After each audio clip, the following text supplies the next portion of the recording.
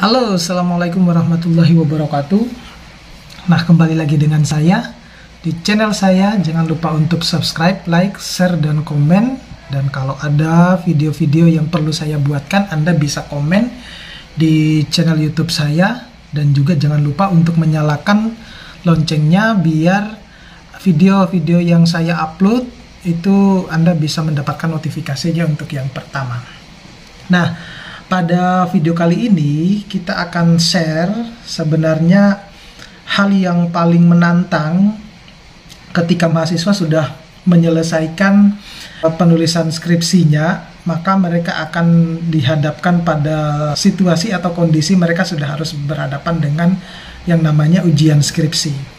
Nah, pada video kali ini saya akan memberikan beberapa pertanyaan secara umum. Jadi pertanyaan-pertanyaan ini tidak menyangkut hanya pada jurusan tertentu, tetapi pertanyaan-pertanyaan ini adalah pertanyaan umum yang mungkin dari beberapa jurusan itu seringkali dosen-dosen mempertanyakan hal ini. Jadi ini bisa menjadi gambaran saudara ketika saudara nanti akan menghadapi ujian skripsi. Ini bisa dijadikan sebagai referensi untuk sebelum Anda menghadapi ujian itu mungkin bisa dipelajari pertanyaan-pertanyaan ini. Nah, jadi sekali lagi disclaimer dari video ini adalah pertanyaan yang muncul itu adalah pertanyaan umum, ini tidak menyangkut pada satu jurusan saja, tetapi semua jurusan, dan ini seringkali dipertanyakan oleh dosen penguji, penguji. Jadi mungkin video ini durasinya akan lebih panjang karena saya akan menjabarkan secara singkat ya, per item atau per bab. Kalau misalnya tidak diringkas itu bisa banyak pertanyaan yang mungkin bisa lebih dari 1 jam di dalam proses ujian. Jadi tergantung yang menguji, tergantung dari permasalahan yang ada di lapangan ketika kita menguji mahasiswa, itu bisa berlangsung lebih cepat atau lebih lama. Tetapi berdasarkan pengalaman saya maupun yang lain, itu jarang sekali ujian itu di bawah dari 1 jam. Nah, itu yang artinya apa yang saya sampaikan ini bisa menjadi referensi, oh ternyata kita ujian itu kurang lebih ya di atas 1 jam lah, seperti itu. Tetapi mungkin ada, tapi jarang yang di bawah 1 jam. Oke, kita mulai dari yang bab pertama dulu ya, atau bab 1. Nah, biasanya dosen itu akan menanyakan terkait dengan apa yang sudah saudara tulis di dalam skripsi saudara per bab ya. Jadi Anda tergantung dari universitasnya ketika ujian itu apakah diuji oleh 2 penguji atau lebih ya, atau bahkan ada yang penguji dari luar jurusan atau bahkan yang ada di luar kampus. Tapi itu jarang sekali untuk yang S1 ya. Kalau untuk yang S2 dan S3 itu biasanya pengujinya ada yang dari luar.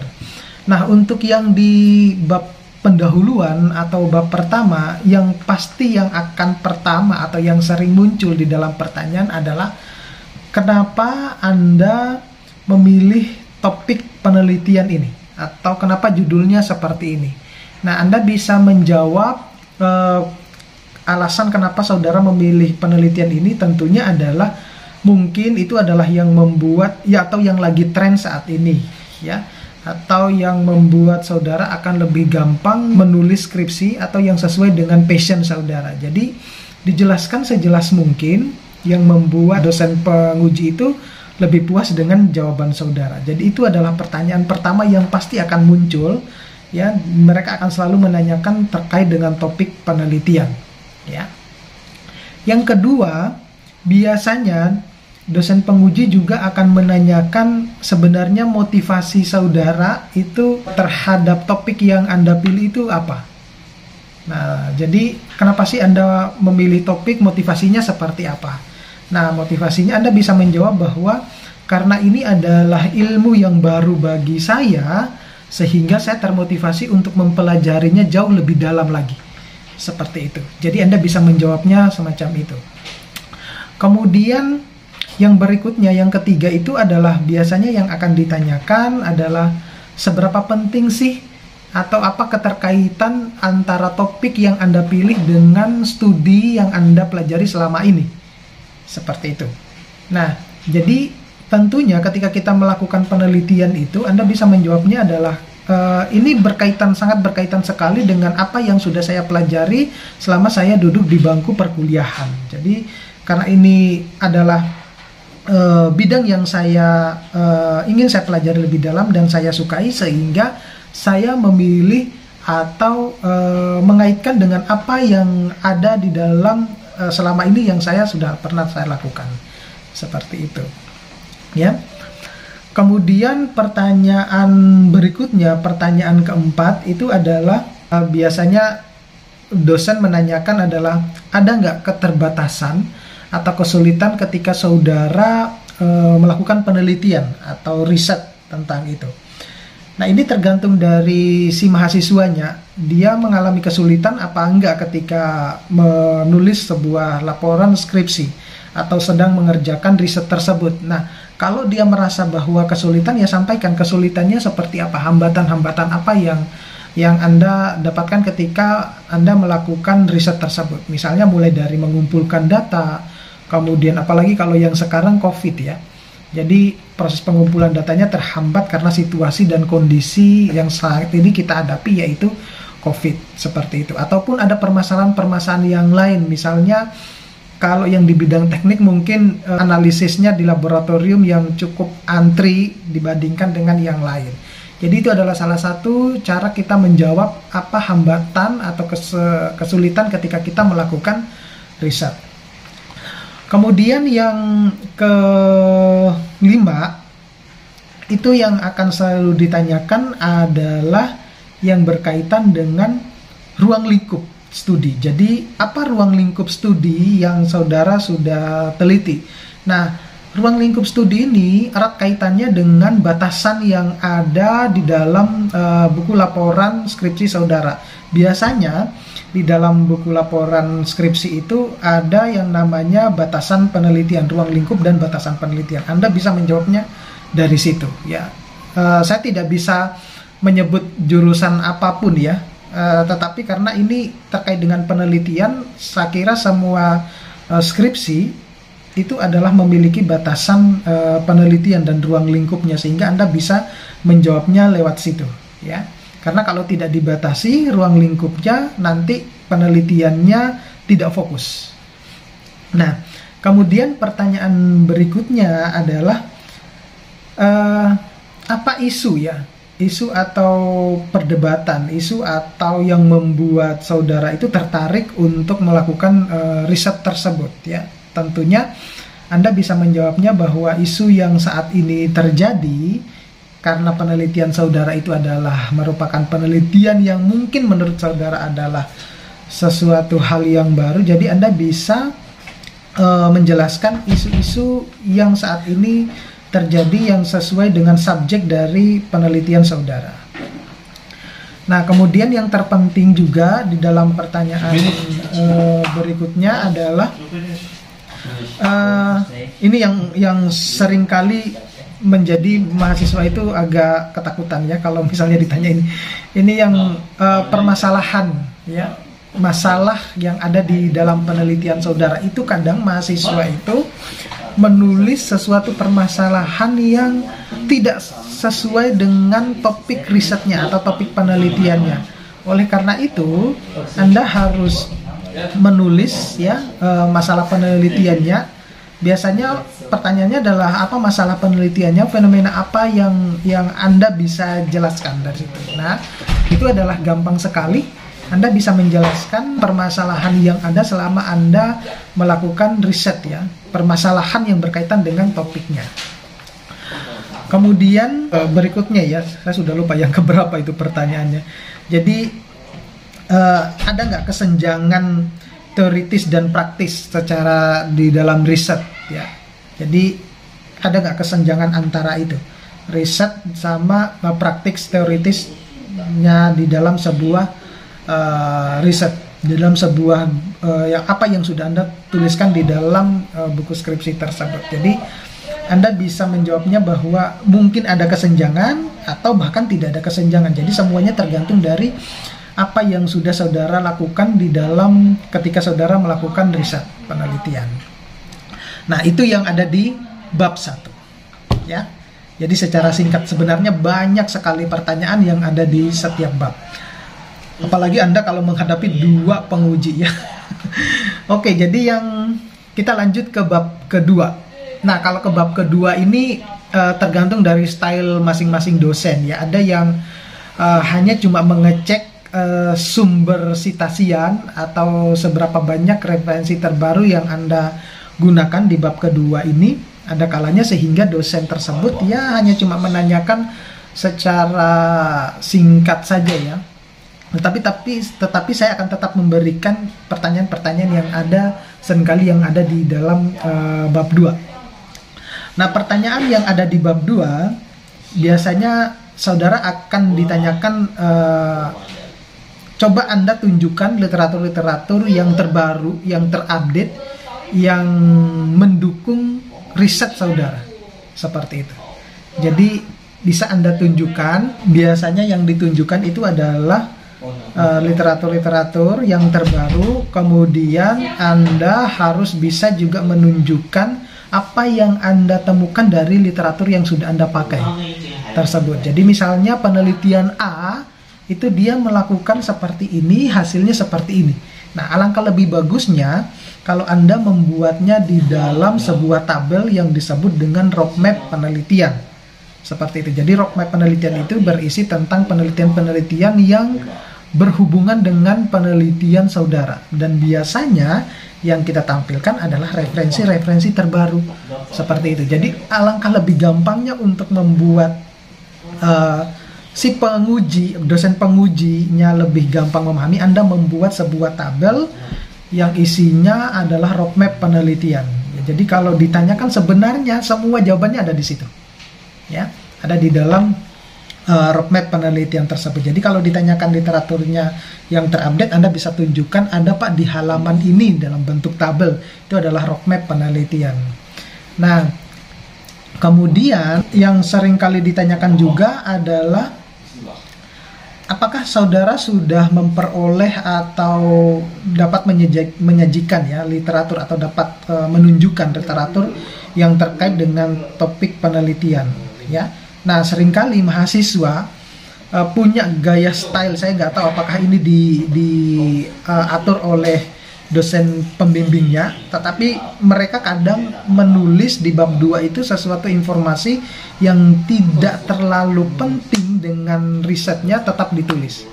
Nah itu, jadi perhatikan betul-betul, itu juga akan menjadi sesuatu hal yang bisa membuat saudara itu akan banyak ditanyakan di dalam sidang skripsi. Itu jadi tampilkan informasi-informasi yang terbaru saja dan yang berhubungan atau yang related dengan penelitian saudara ya. Jadi apakah kalau misalnya sudah memperoleh ya Anda tampilkan saja ada yang ada di dalam tabel tadi itu seperti itu. Jadi semuanya sudah terjawab di situ ya. Nah, itu adalah yang secara singkat ya di apa yang seringkali disampaikan yang ditanyakan di bab 2. Jadi sekali lagi saya jelaskan bahwa tergantung dari style dosen masing-masing. Kadang ada yang banyak bertanya di bab 2, ada juga yang sedikit bertanya, tapi lebih pada yang lebih banyak ditanyakan itu yang terkait dengan riset saudara. Nah, kemudian yang bab 3.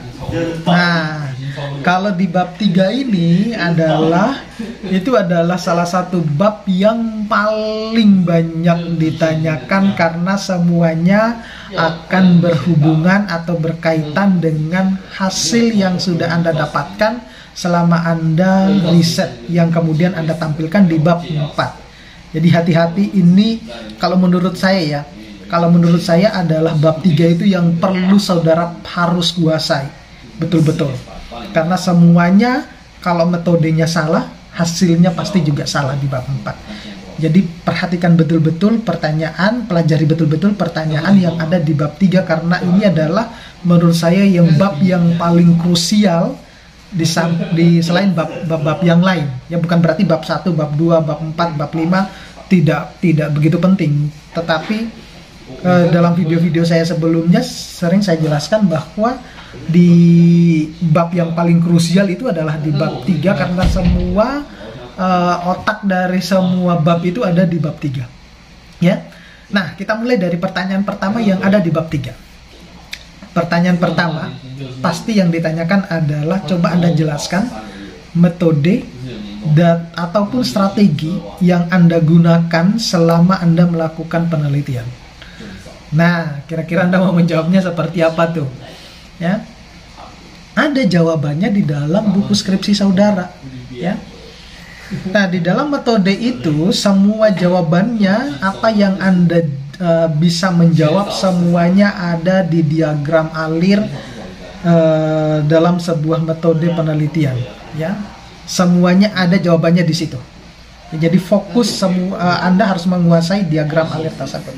Jadi misalnya metode yang saya gunakan adalah, misalnya saya melakukan eksperimennya seperti ini, kemudian metode pengumpulan datanya seperti ini, setelah data terkumpul saya menganalisisnya seperti ini. Itu adalah cara untuk menjawab bagaimana metode atau strategi yang Anda gunakan, ya, di dalam Anda melakukan riset tersebut, ya. Yang termasuk di dalam diagram alir itu adalah isi variabelnya, ya, variabel dari penelitian, baik itu variabel bebas maupun variabel terikat di dalam sebuah riset. Nah, kemudian kalau misalnya dalam penelitian saudara itu menggunakan statistik, pasti akan ditanya, ya, analisisnya misalnya pakai statistik. Anda ditanya misalnya alat statistik yang Anda gunakan itu apakah menguji setiap hipotesis, ya, hipotesis yang ada. Nah, itu jadi ini juga tergantung dari bagaimana Anda mau menganalisis data yang sudah Anda dapatkan. Kalau misalnya digunakan dengan toolsnya statistik, ya berarti Anda harus bisa menjelaskan bahwa proses analisis statistiknya seperti ini, ya, jadi bisa menguji setiap hipotesis yang ada. Tapi kalau misalnya Anda tidak menggunakan tools seperti statistik, ya Anda bisa pertanyaan ini tentunya tidak akan muncul, ya. Tapi kebanyakan adalah banyak yang melakukan riset itu stylenya dengan statistik, ya. Kemudian pertanyaan berikutnya yang saya anggap adalah pertanyaan penting, itu adalah apakah ada hubungan, ya? Apakah ada hubungan antara variabel, ya, independen atau dependen, atau variabel terikat dan variabel bebasnya, atau variabel bebas dan variabel terikat, seperti itulah. Apakah ada hubungannya? Nah, jawabannya sekali lagi ada di diagram alir. Nah, tentunya kalau sudah dibimbing oleh dosen pembimbing, nah, Anda tahu pembimbing pasti akan mengarahkan bahwa tentunya ada kaitannya atau ada hubungannya antara dependent variable maupun independent variable. Jadi ada hubungan antara variabel tersebut, ya. Pasti ada connectingnya antara variabel tersebut. Jadi Anda bisa menjawabnya dari situ. Jadi sekali lagi saya pertegas bahwa kuasailah bab 3 ini yang ada di diagram alir tersebut, ya. Nah, biasanya akan ditanyakan lanjutan bahwa mengapa Anda mengharapkan ada hubungan ini. Ya, kalau tidak ada hubungannya, ya kenapa kita harus melakukan penelitian, kan begitu, ya. Jawaban joknya seperti itu. Nah, tapi yang namanya semua penelitian pasti ada hubungan antara variabel terikat maupun variabel bebasnya. Nah, kemudian kalau saya tidak mau berbicara tentang skala poin, ya. Kalau skala poin itu juga tidak tergantung dari jurusan masing-masing, ya. Kemudian pertanyaan berikutnya adalah bagaimana Anda melakukan teknik pengambilan sampel, ya, selama Anda melakukan riset. Nah, di situ juga Anda bisa menjelaskan dari grafik dari diagram alir yang ada, itu adalah, atau Anda menjelaskan, sudah mendeskripsikan bahwa teknik pengambilan sampelnya misalnya seperti ini, kemudian dilakukan berapa hari. Kalau yang teknik itu mungkin bisa dilakukan pengulangan sekian kali, nah, untuk mencegah terjadinya human error. Nah, semacam itu. Jadi biasanya ketika kita sudah membuat grafik ataupun diagram alir, kan pasti ada penjelasannya dari grafik tersebut ya, dari diagram alir tersebut. Nah, Anda bisa fokus ke salah satu kalau yang ditanyakan terkait dengan teknik pengambilan sampel yang digunakan. Kemudian yang tidak kalah penting adalah berapa populasi sampelnya. Beberapa populasi sampel yang Anda gunakan gitu. Anda juga, saya kira itu tidak terlalu sulit ya, Anda bisa menjawabnya ya. Kemudian ada yang ditanyakan tentang apa variabelnya, baik variabel bebas maupun variabel terikatnya ya. Kemudian di mana Anda mendapatkan kerangka penelitian saudara ya. Tentunya kerangka penelitian itu kan dirancang bersama ya. Anda merancang dulu, kemudian Anda konsultasikan ke dosen pembimbing, seperti itu. Kemudian kalau yang berkaitan dengan perangkat lunak, saya kira itu tidak terlalu penting ya yang ditanyakan apa perangkat lunaknya. Apalagi kalau yang sekarang itu kita lebih banyak sudah menggunakan ini ya, bukan lagi Excel ya, tetapi ada perangkat-perangkat yang lain seperti Origin yang bisa kita gunakan ya. Kemudian yang lainnya itu saya kira tidak begitu terlalu penting, tapi banyak yang ditanyakan. Sekali lagi saya tekankan bahwa Anda fokus saja di bagian diagram alir itu. Semua jawaban di bab 3 itu ada semuanya di situ. Ya, jadi kuasai betul-betul yang diagram alirnya ya. Karena ditanyakan semuanya yang ada di situ. Jadi biasanya juga ada instrumen untuk mengukurnya seperti apa ya. Instrumen-instrumennya. Oke, itu yang di bab 3. Sekarang kita lanjut ke bab 4 ya. Nah, di bab 4 ini dosen-dosen penguji biasanya hanya akan bertanya tentang data yang sudah Anda kumpulkan, yang sudah Anda tampilkan di dalam laporan skripsi ya. Jadi dikaitkan dengan yang ada di bab 3 seperti itu. Apakah sudah benar? Kemudian dikaitkan juga dengan yang dengan permasalahan yang ada di bab 1 ya. Yang ada di bab 4 itu prosesnya juga lebih panjang ya, tetapi pertanyaannya hanya cuma beberapa pertanyaan. Misalnya yang kita biasanya melihat dulu dari hasil yang didapatkan ya.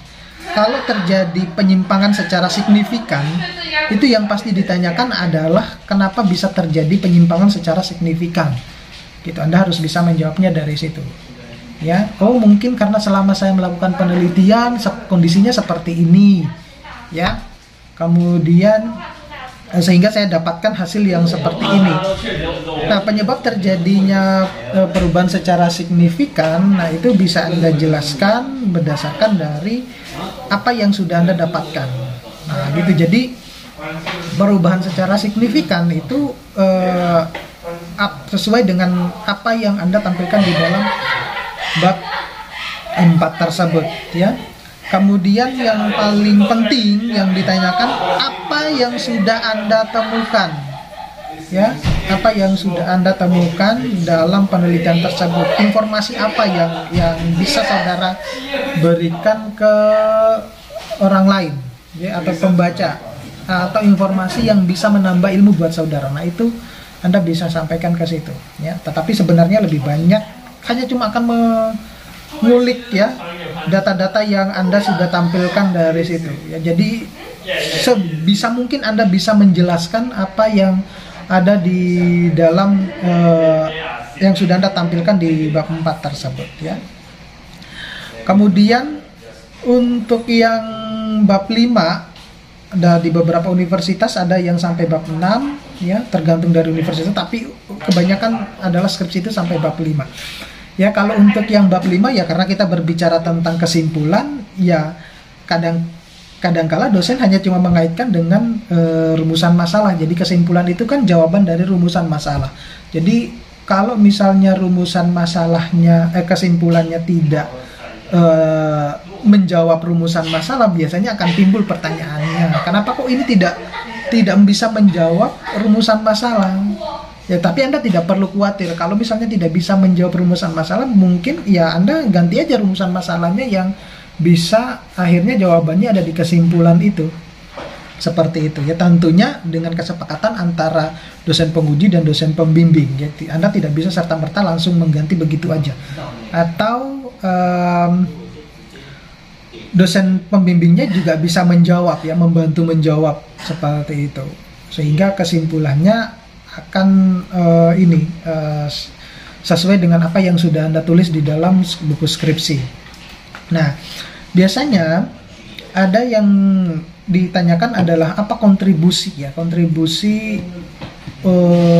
terhadap keilmuan yang Anda tulis di dalam skripsi tersebut dari kesimpulan yang ada. Anda harus bisa menjawab bahwa kontribusi yang bisa saya berikan dari apa yang sudah saya lakukan di sini adalah seperti ini, kemudian seperti ini. Nah, begitu. Jadi itu kontribusi keilmuan ya. Bisa memberikan informasi terbaru kepada yang lain, atau bisa bahkan dari penelitian saudara itu Anda temukan sesuatu hal yang lain, atau bisa mengkritik penelitian yang sudah dilakukan oleh sebelumnya. Ternyata kalau berdasarkan penelitian saya kok jauh dari apa yang sudah dilakukan oleh penelitian orang lain. Ya. Kemudian implikasi ya. Apa implikasi dari riset ke depan ya? Implikasi ini tergantung dari si penelitinya, apakah dia implikasinya terhadap dirinya sendiri dan pembaca, atau implikasinya kepada wilayah tertentu, ke daerah tertentu ya, atau manfaatnya kepada daerah tertentu, seperti itu. Anda tergantung, ini saya tidak bisa memberikan jawaban yang pasti. Anda bisa memberikan sebuah jawaban bahwa apakah itu implikasinya manfaatnya untuk saudara dan pembaca, atau kalau misalnya penelitian saudara ke daerah, apa implikasi atau manfaat yang bisa didapatkan dari daerah tersebut, seperti itu. Kemudian yang tidak kalah penting itu adalah rekomendasi ya. Apa rekomendasi yang Anda berikan dari temuan yang sudah Anda dapatkan? Nah, Anda bisa memberikan jawaban dari temuan-temuan yang Anda, seharusnya seperti ini ke depannya ya, gitu. Seharusnya seperti ini karena yang saya dapatkan seperti ini. Jadi yang namanya riset itu kan tidak ada riset yang sempurna ya.